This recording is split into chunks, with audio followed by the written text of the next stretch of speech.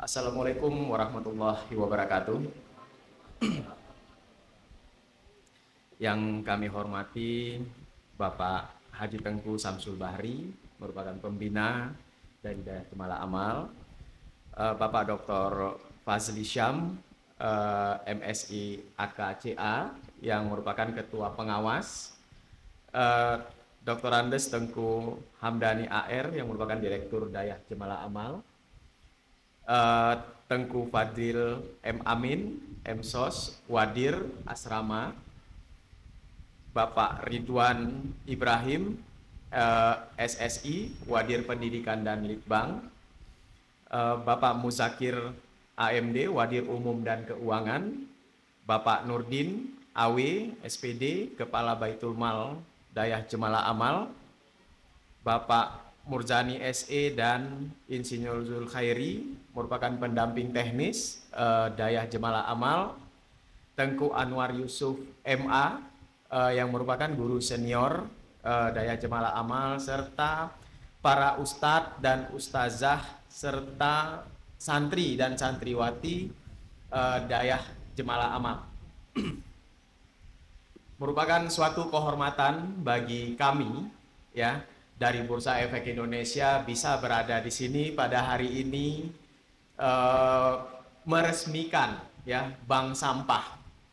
Ya, tentunya ini semua mudah-mudahan, ya, bank sampah yang kita resmikan pada hari ini bisa memberikan manfaat, bisa memberikan nilai tambah, ya, bagi Dayah Jemalah Amal, sehingga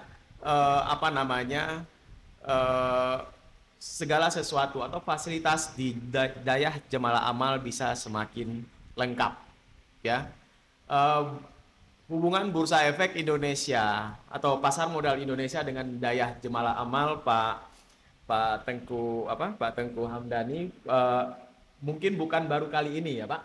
Bukan baru kali ini, bukan baru bank sampah. Sebelumnya juga kita pernah waktu itu pasca gempa, ya, pasca gempa Pidijaya itu kita juga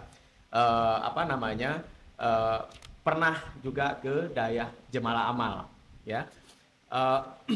Tadi juga sudah disampaikan oleh Pak Direktur, ya, oleh Bapak Pengawas juga, ya, manfaat-manfaat yang ada, ya, manfaat-manfaat yang bisa ditimbulkan dari bank sampah ini. Tentunya bank sampah ini tidak hanya sekedar untuk tempat penampungan, ya, penampungan sampah atau segala macam juga, tapi bisa sebagai wadah untuk tetap menjaga lingkungan kita tetap bersih, ya, tetap bersih, dan juga memiliki nilai ekonomis, ya, nilai ekonomis. Di mana tadi saya sempat berbincang, ya, dengan dengan Pak Direktur dan para pengurus Dayah Jemalah Amal, bahwa dari sampah yang dikumpulkan oleh santri dan santriwati itu ada nilai ekonomis yang bisa dimanfaatkan.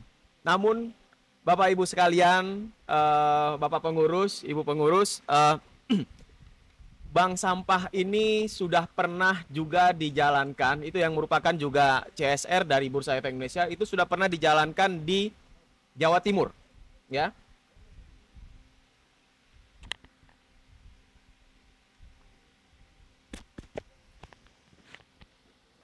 Belum, ya.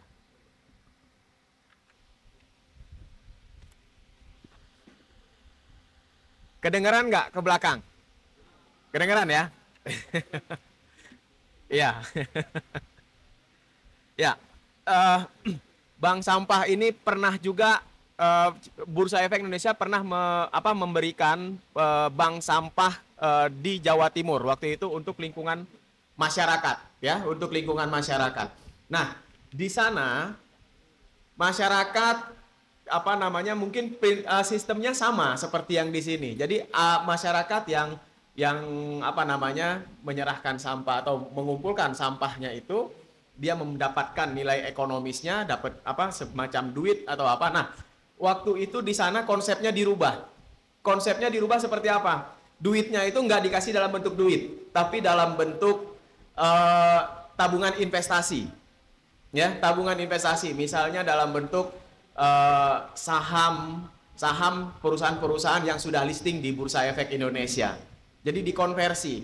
Jadi harapannya ada sesuatu yang bisa disimpan yang untuk bisa terus bertumbuh. Ya. Bapak Ibu sekalian dan teman-teman santri dan santriwati, ya, berkaitan dengan bank sampah tadi Pak Fazli dan Bapak Direktur Bapak Tengku Hamdani juga sudah menyebutkan tentang penghijauan. Pak Fazli tadi menyebutkan tentang ESG, ya, ESG itu merupakan yang sedang digaung-gaungkan saat ini, ya. ESG itu adalah I-nya itu environmental itu lingkungan, sosial, dan G-nya itu governance, ya. Jadi dunia usaha sekarang tidak hanya dituntut untuk mencari keuntungan sebesar-besarnya, tapi juga wajib harus menjaga lingkungan, ya, dunia usaha. Makanya sekarang juga banyak perusahaan-perusahaan itu sekarang juga mengarahkan CSR-nya itu ke pemberdayaan lingkungan, menjaga lingkungan. Misalnya seperti tadi Pak, program dari Pak Direktur tadi untuk tanam-tanam ya Pak ya, tanam-tanam pohon di wilayah sini. Nah itu juga sudah diarahkan ke sana sekarang, ya, perusahaan-perusahaan. Bursa Efek sendiri sekarang juga beberapa waktu lalu Pak, kita di Jawa Tengah itu tanam 1000 pohon-pohon keras ya di daerah Jawa Tengah Pak. Di Jawa Timur itu pohon durian, ya, pohon durian Bangor waktu itu yang kita tanamin. Dan baru-baru ini minggu lalu itu kita tanam mangrove di Makassar Pak, di Makassar. Nah insya Allah mungkin ke depan kalau di Aceh mangrove sudah pernah juga, ya, sudah pernah juga kita lakukan. Itu concernnya. Jadi itu bukan hanya dilakukan oleh Bursa Efek Indonesia, dan hampir semua perusahaan sekarang concernnya ESG, ya, ESG. Kenapa? Perusahaan-perusahaan sekarang, apalagi kalau di luar, ya, kalau dia nggak aware terhadap lingkungan, nggak aware terhadap masyarakat sekitar, itu akan berkaitan dengan fiskalnya, akan berkaitan dengan misalnya dia butuh pendanaan, butuh kredit, itu udah mulai dibatasi kalau perusahaan-perusahaan yang tidak aware dengan lingkungan. Jadi memang saat ini mungkin untuk adik-adik santri dan santriwati di sini, pemahaman pengetahuan tentang ESG, ya, ESG itu untuk development continuous, ya, itu perlu dipahamin dengan benar. Sekarang perusahaan-perusahaan juga banyak mencari orang-orang yang paham dan mengerti terkait dengan ESG, ya, karena mata dunia sekarang mengarah ke arah sana. Dan saat ini mungkin juga ada salah satu potensi ekonomi baru, ya, potensi ekonomi baru yang sekarang mata dunia juga arah ke sana, juga berkaitan dengan lingkungan. Mungkin Bapak Ibu sekalian dan adik-adik pernah dengar yang namanya perdagangan karbon, ya, perdagangan karbon. Nah, di Indonesia nanti perdagangan karbon itu ada di Bursa Efek, ya, yang di anak perusahaan Bursa Efek Indonesia itu namanya IDX Carbon, ya. Nah, ini juga sedang digalakkan ke arah sana. Perdagangan karbon itu untuk apa? Ya, jadi nanti ke depan mungkin kalau Dayah Jemalah Amal ini mungkin punya hutan, Pak. Punya hutan mungkin 300 atau sampai 1000 hektar, ya. Itu hutannya karbonnya bisa diperdagangkan. Bukan hutannya yang dijual, hutannya tetap punya kita, tapi udaranya yang kita jual.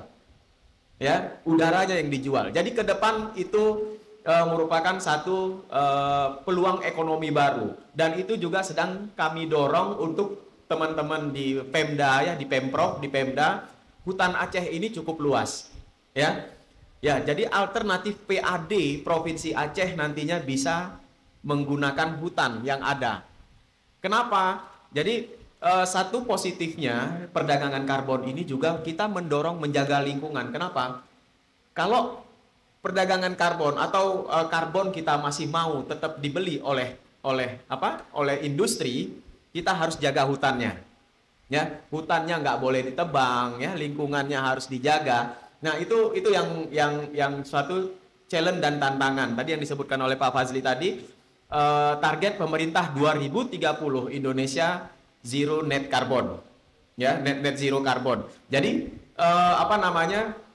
ini memang udah jadi isu dunia, ya, isu dunia. Nah, adik-adik juga ke depan selain pengetahuan tentang agama itu sangat penting, ya, sangat penting. Tapi juga kita untuk masuk ke dalam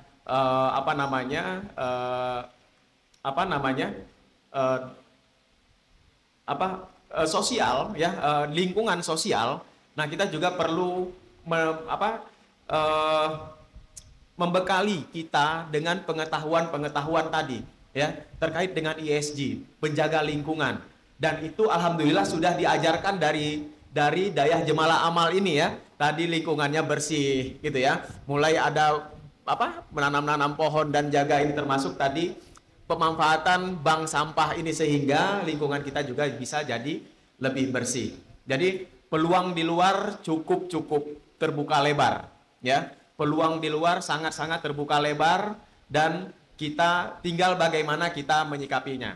Saat ini di luar atau di dunia itu sedang dibutuhkan expert atau yang memiliki pengetahuan atau pemahaman yang baik tentang ESG dan tentang perdagangan karbon, ya, tentang continuous development. Itu sekarang sangat dicari. Ya, harapannya nanti mudah-mudahan alumni dari Dayah Jemala Amal ini ada yang menjadi praktisi, ya, praktis di sana, atau harapan kami Bapak Ibu sekalian, Dayah Jemala Amal alumninya ada yang menjadi pengusaha besar nantinya di Aceh, ya, atau di Indonesia, yang perusahaannya juga bisa dibawa untuk go public di Bursa Efek Indonesia, ya, go public.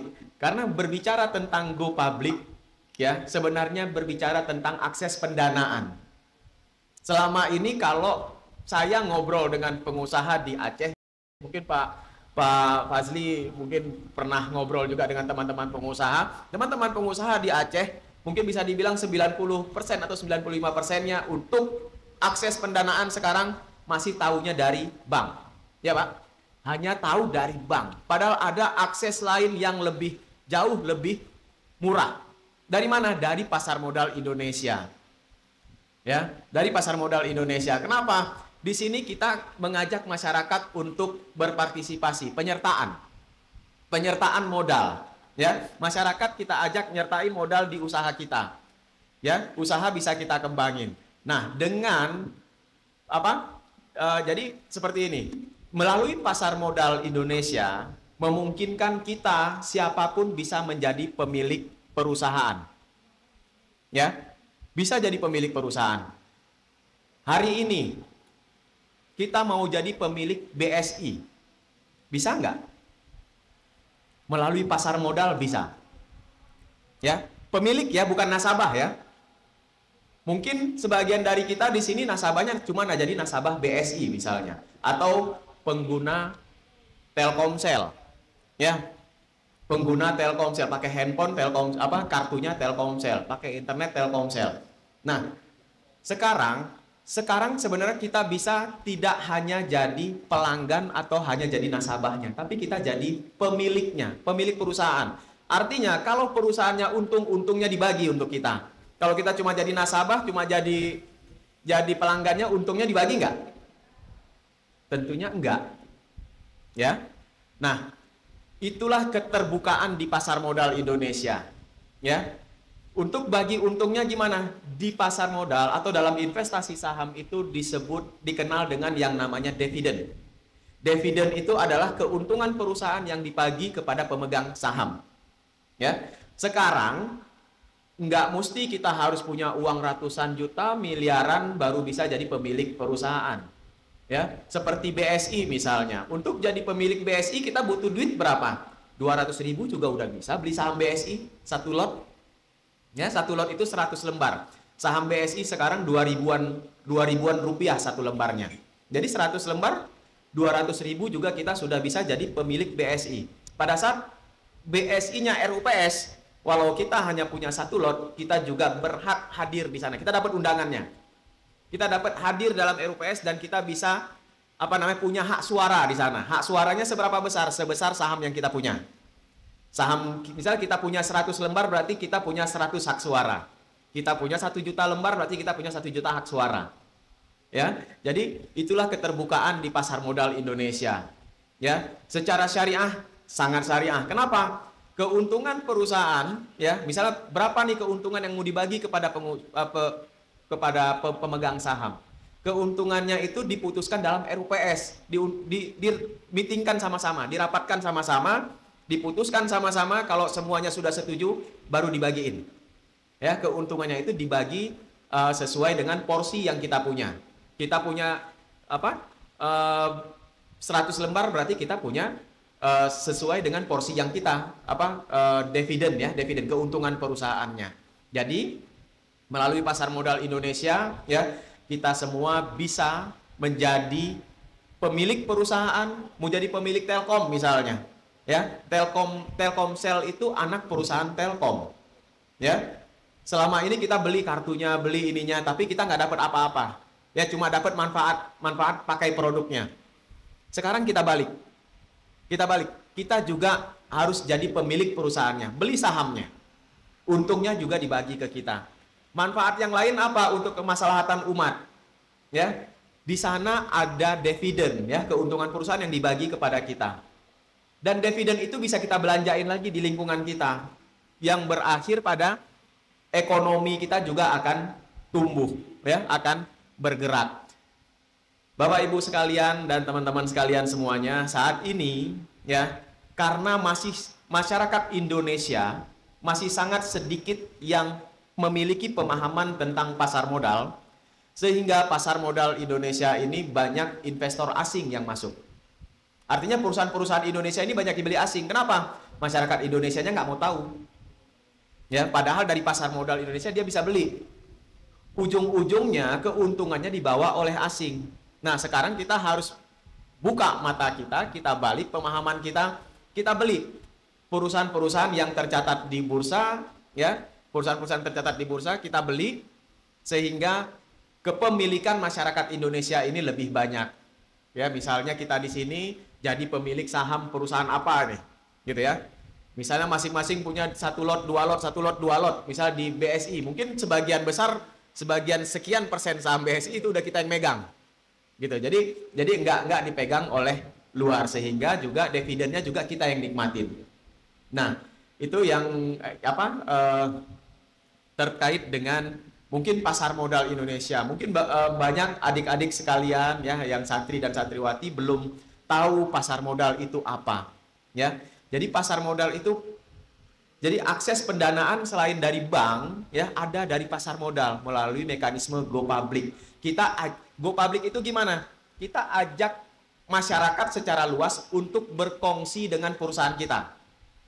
Ya, berkongsi artinya sama-sama jadi pemilik, tapi presentasinya tentu beda-beda kan, ya. Persentase kepemilikan beda-beda. Jadi ajak masyarakat berkongsi, kita jalankan, untung kita bagi. Itu konsep yang ada di pasar modal. Dan di pasar modal juga sekarang sudah dikembangkan yang namanya pasar modal syariah. Ya, pasar modal syariah itu yang gimana?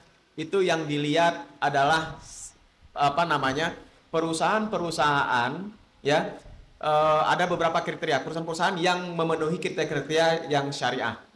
Di antaranya apa kriterianya? Yang pertama adalah jenis usahanya. Jenis usahanya tidak bertentangan dengan syariah. Ya, misalnya jenis usaha seperti perusahaan rokok itu bertentangan, itu pasti nggak masuk ke dalam indeks syariah. Ya, indeks syariah itu sebagai patokan, Pak. Jadi kalau kita mau milih, kita lihat aja di indeks syariah itu. Jadi sebagai guidance kita, sebagai penunjuk arahnya, oh ini yang syariah, yang ini. Jadi seperti perusahaan rokok, perusahaan minuman keras, perusahaan perbankan yang konvensional itu pasti nggak masuk ke dalam indeks syariah. Terus yang kedua mana? Ada beberapa saringan, Pak. Jadi kalau misalnya bisnisnya sudah sesuai syariah, misalnya perkebunan, ya, perusahaan manufaktur, itu misalnya yang buat meja, kursi, itu masuk secara bisnis sesuai syariah. Terus dilihat lagi perbandingan antara hutang dengan modalnya berapa banyak. Kalau lebih banyak hutang itu tidak masuk ke dalam indeks syariah. Itu tidak dikategorikan perusahaan syariah. Dan itu di review setiap 5 bulan sekali oleh DSN MUI.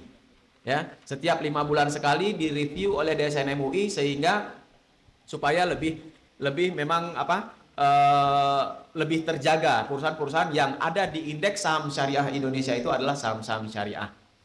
Nah, jadi Bapak Ibu sekalian balik lagi terkait dengan concern ESG tadi, Bursa Efek Indonesia juga concern ke arah sana sekarang, ke arah ESG juga, environmental, social, and governance. Governance itu terkait tata kelola, ya. Di sini tadi saya dengar dari Pak Direktur bahwa tata kelola dari Pak Fazil juga bahwa tata kelola di Dayah Jemalah Amal ini sudah tertata dengan baik dan sudah mulai kalau nggak salah saya sudah ada ISO ya Pak ya. Iya Pak ya. Nah, itu ISO itu merupakan untuk sertifikasi tentang tata kelola juga di sana, ya, manajemen mutunya, ya. Nah, jadi ESG itu berbicara tentang lingkungan, tentang sosial, kepedulian masyarakat, kepedulian dunia usaha tentang sosial dan tentang tata kelola yang baik, ya. Di situ terkait dengan social development-nya. Nah, untuk mendukung itu, Bursa Efek Indonesia juga saat ini sudah menyiapkan yang namanya indeks ESG.